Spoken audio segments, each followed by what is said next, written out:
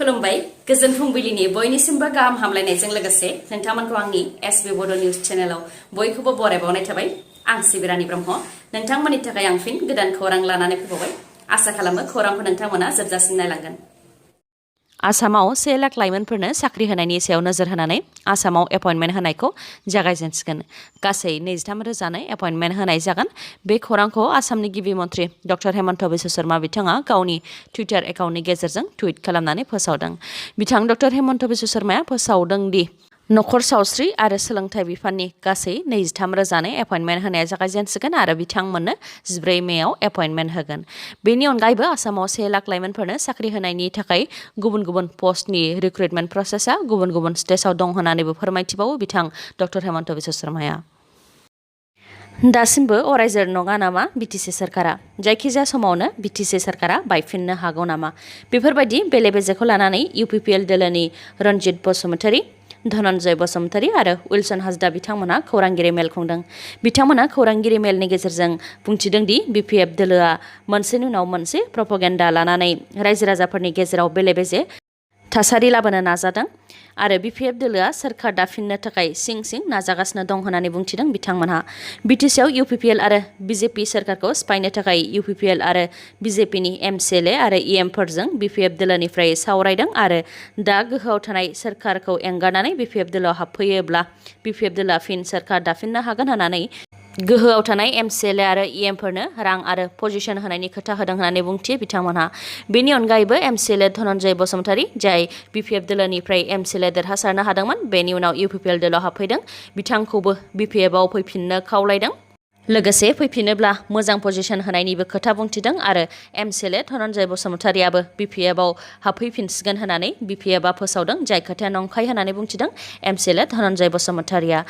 बेनि अनगायैबो धनन्जय बसुमतारी बिथाङा फोरमायथिबावदों दि गावखौ अदेबानि धनन्जय बसुमतारीखौ BPFआव फैफिनसिगोन होननानै गुबुन MCLAफोरखौबो BPF दोलोआव हाबफैनो थाखाय खावलायदों। नाथाय सोरबाफोर MCLAफोरा BPF दोलोआव हाबफैफिननो नागिरदोंबा बेखौ ज्राब गार आरो सोरबा दोलो एंगारनानै थांनो नागिरदोंबा हाइकमान्डआ बिथांमोननि हेंथा गोख्रों राहा लानांगौ होननानैबो बुंथिबावो धनन्जय बसुमतारीआ। बेफोर बेले बेजेखौ लानानैनो बिथांमोनहा खौरांगिरि मेलनि गेजेरजों रायजो राजानो फोरमायथिनानै होदों दि BTCआव BJP आरो UPPLनि लोगो दोलोआव रायजो आरो BTCआव 5 बोसोरसिम सोरखारखौ सालायगोन। लोगोसे बे लोगो दोलोनि गेजेरजोंनो UPPLनिफ्राय 2 मन्थ्रिनि बिबानखौ मोनथारगोन बे रोखा होननानै बुंथियो आरो BPF दोलोनिफ्राय मन्थ्रि मोननायनि खोथायानो गैया, मानोना BPF दोलोआ सोरखारनि बाहागोआनो नङा होननानै बुंथिबावो बिथांमोनहा। प्रमद बर'आ सासे लोरबां दैदेनगिरि। BTC गोरोबथाजों जि गोहो मोनदोंमोन, बे गोहोखौ प्रमद बर'आ बाहायनो रोङाखै एबा गोहोखौ बाहायनो हायाखै। बे खोथाखौ बुंथिदों बारग' मन्थ्रि रिहन दैमारि बिथाङा बुंथिदों दि UPPL आरो BJP दोलोआ सोलायनायनि मुङाव जेरैबायदि गेदेर गेदेर खोथा बुंदोंमोन, नाथाय दा मोनसेबो जौगानायनि खामानि मावनो हायाखै। हाग्रामा महिलारिया मावखानाय खामानिफोरनि फिथाखौसो हागासिनो दं होननानै बुंथिदों। बेनि अनगायैबो UPPL आरो BJP सोरखारा BTCआव सोरखार दानाया 1 खावसे बोसोर जाबाय, नाथाय दिनैसिमबो रायजो राजाफोरनि मोजां खामानि मावनो हायाखै आरो बिटिआर गोरोबथानि दफाफोरखौबो मावफुंनो हायाखै। प्रमद बर' बिथां दैदेननाय सोरखारा जौगानायनि खामानि मावनो हानाय नंला, बेखौ 1 खावसे बोसोर सोरखार सालायनायावनो फोरमान जाबाय होननानै बुंथियो आरो रायजो राजाफ्रा प्रमद बर'नि सायाव फोथायनाय गैला होननानैबो बुंथिबावो। हाग्रामा महिलारिया मोजां खामानि मावदोंमोन होननानै रायजो राजाफ्रा दा हाग्रामा महिलारिखौ नागिरफिनदों होननानैबो फोरमायथिबावो बारग' मन्थ्रि रिहन दैमारिया। मणिपुराव बम बेरनाय जाथाय। सोनाब इम्फाल जिल्लानि नागा माफाल लामाबामाव फुंनि 3:30 रिंगासो समाव बम बेरदों। गारिनि स्पेयार पार्टस फानग्रा गला साखाथियावनो बमआ बेफ्रुदों, जायजों गलानि मुवा बेसादफोरा खहा जादों आरो खाथि खाला दोननाय गारिफोराबो खहा जादों। जायनाखि बे बम बेरनाय जाथाया फुंनि 3:30 रिंगासो समाव जादों, बे समाव रावबो सुबुंफोर गैयामोन। बेनिखायनो बे बम बेरनाय जाथायजों रावबो सुबुंनि जिउ खहा जायाखै। बे बम बेरनाय जाथायखौ लानानै मणिपुर पुलिस आरो बम डिटेक्शन एन्ड डिसप'जेल स्क्वाडआ जयैनो संदाननाय हाबाखौ मावगासिनो दं। जुलिनि सिगां गोजाननि आलासि जानो गोनां जादों, नाथाय बे गोजाननि आलासिखौ गुबुना जाहोआखै। जुलि जानो गोनां अनजालियानो गावजों जुलि जानो गोनां अनजालुखौ गोजाननि आलासि जाहोदों। बे जाथाया आसामाव जादों। जुलि जानो गोनां आइजोआ आसाम पुलिसनि साब इन्सपेक्टर, मुङा जुनमणि राभा। फोरमायथिनाय बायदिब्ला साब इन्सपेक्टर जुनमणि राभा आरो राणा बागाख सानैजों आस्थाम सोलायनाय जाखाबाय आरो जुलि जानो गोनांसैमोन। फोरमायथिनाय बायदिब्ला राणा पागागा गावखौ ONGCनि पाब्लिक रिलेसन अफिसार होननानै सिनायथि होदोंमोन जाय नंखाय। बेनि अनगायैबो गोबां बिथिङावनो नंखाय खोथा बुंनानै जुनमनि राभाखौ मोजां मोननायनि लैथोआव गब'होदोंमोन। राणा पागागनि सायाव फोथायनानै जुनमनियाबो मोजां मोनदोंमोन आरो जुलिल' जानो गोनांसैमोन। नाथाय जुलिनि सिगां माखासे सुबुङा राणा पागागनि सैथो खोथानि सोमोन्दै जुनमनि राभा बिथांनो फोरमायथिनानै होदों।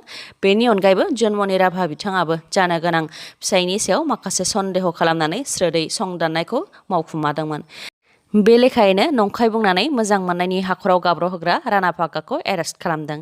रिपर्टनि बायदिब्ला राणा पागागा गावखौ ONGCनि पाब्लिक रिलेसन अफिसार सिनायथि होनानै गोबां सुबुंफोरनिफ्राय रांबो दाबियोमोन। पुलिसफोरा दुथांनि न'आव सिग्रोमनानै ONGCनि मोन 13 नंखाय सिल, ID कार्ड, मोनगु बेंकनि पासबुक आरो गोबां सन्देह खालामजाथाव नंखाय फोरमानपत्र मोननो हादों। गोमानाय फिसाज्लाखौ 10 बोसोरनिफ्रायनो नेनानै दं गावनि आंगो बिमाया। चिरां जिल्लानि सा औगुरिनि थागिबि रुंसारि जयचरन ब्रह्मनि बिसि प्रमिला ब्रह्मआ गावनि फिसाज्लाखौ 10 बोसोरनिफ्रायनो नेनानै दं। फिसाज्लानि मुङा जलिल चन्द्र ब्रह्म अदेबानि सन्थला। सन्थलानि बिमाया फोरमायथिनाय बायदिब्ला जलिल चन्द्र ब्रह्म अदेबानि सन्थलाया बिसिनि थिननायाव खोला भारतनि बेंगालर रायजोआव खामानि मावनो थाखाय थांदोंमोन। नाथाय नखरनि माबा मोनसे जेंनानि थाखाय बिथाङा दान मोनसेनि उनावनो न' फारसे गिदिंबोफिनदोंमोन। न'आव फैनो थाखाय रेलगारि गाखोनाय खौरांखौ बिथाङा न'आव खोन्थाहरदोंमोन नाथाय दिनैसिम न'आव सफैफिनाखै।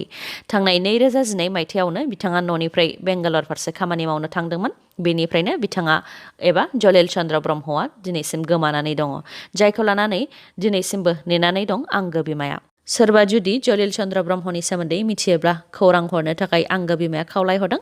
सोरबाफोर खौरां मोनोब्ला 8473085941 बे नङाव कल हरनानै मिथिहोहरनो हागोन। मख'नो गोनांदि गुबुन रायजोआव खामानि मावनो थाखाय रेलगारिजों थांनाय सम आरो रेलगारिजों फैफिननाय समाव मानसि गोमानाय जाथाया बे गिबि खेब नङा। गोबां सुबुंफोरानो माब्लाबा थांनाय समाव लामा ससेनिफ्राय गोमादों आरो खायफाया न' फारसे फैफिननाय समाव गोमादों।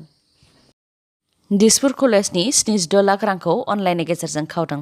रिपर्टनि बायदिब्ला दिसपुर कलेजनि 76 लाख राङा बेंक अफ बर'दानि दिसपुर ब्रान्चनिफ्राय कलकाता जातीय कम्पिउटार साक्षरता मिशन NGOनि बेंक एकाउन्टआव हाबहैदों।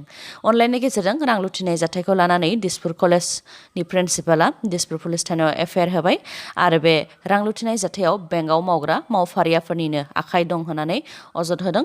गुबुन फारसेथिं बेंकआबो दिसपुर कलेजाव मावग्रा मावफारियानिनो आखाइ थानो हागौ होननानै उल्थायै अजद होफिनदों। बेंकनि मावफारियाफोरा फोरमायथिनाय बायदिब्ला कलेजनि मावफारियानो चेकखौ लानानै फैदोंमोन आरो सिलाबो कलेजनिनो। बेनिखायनो बे अनलाइन रां लुथिनाय जाथायाव कलेजनि मावफारियाफोरनिनो आखाइ थानायनि सन्देह खालामदों। सिखाव दाखाथिनिफ्राय रैखा मोननो थाखाय रांखौ बेंकआव दोननाय जायो, नाथाय बेंकआनो रैखाथि होनो हायाब्ला आरो बेंकनिफ्रायनो रां लुथिनाय जाथाय जायोब्ला रायजो राजानि रांखौ सोर रैखाथि होगोन? बेयो मोनसे गेदेर सोंथि। दिनैनि खौराङा एसेनोसै। खौरांखौ जोबजासिम नायनायनि थाखाय गोजोन्थों। नोंथाङा आंनि चेनेलाव गोदानबा सानफ्रामबो फुंनि समाव खौरां मोननो थाखाय चेनेलखौ साबस्क्राइब खालाम आरो बेल आइकनखौबो क्लिक खालाम। लोगोसे खौरांखौ मोजां मोनदोंबा लाइक, कमेन्ट आरो शेयार खालामनो दाबाव। गोजोन्थों।